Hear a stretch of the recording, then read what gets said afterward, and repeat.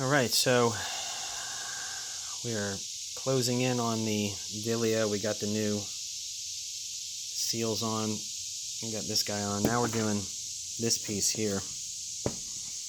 Pretty straightforward. This guy slides on.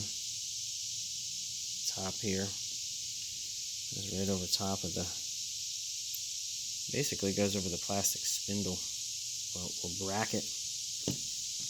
And then one of these guys comes in on the bottom.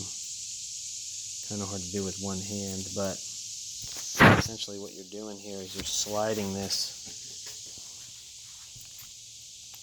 You're kind of taking this guy. I really want it to be bent, so it's kind of like that. And you're sliding this up over top.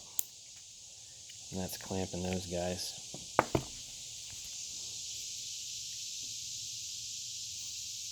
Yeah, that was a shitty video.